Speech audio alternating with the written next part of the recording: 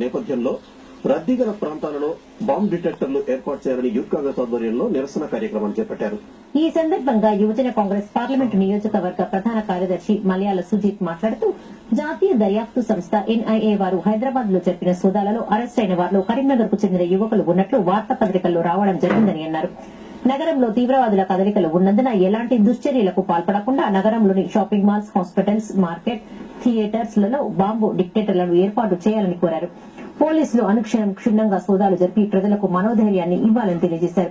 ఈ నిరసన కార్యక్రమంలో యూత్ కాంగ్రెస్ నాయకులు నాగిశేఖర్, పంజాల నవీన్, ప్రవీణ్, సుధీర్ రెడ్డి, పులికృష్ణ, మజిద్ ఖాన్, భరత్, ఆంజనేయులు తదితరులు పాల్గొన్నారు.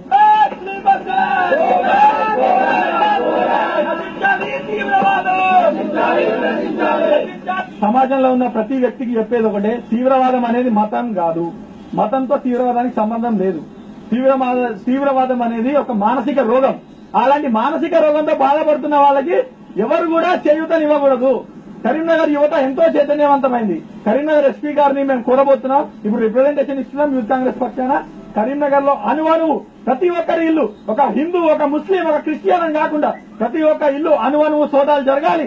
కరీంనగర్ లో ఎలాంటి రద్దీ ప్రదేశాలు ఉన్నా అక్కడ బాంబ్ డిటెక్టర్లు ఉండాలి.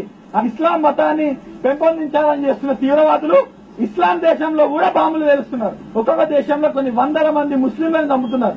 కాబట్టి నేను చెప్పేది ఒకటే, తీవ్రవాదం అనేది మతం కాదు, అదొక మానసిక రోగం.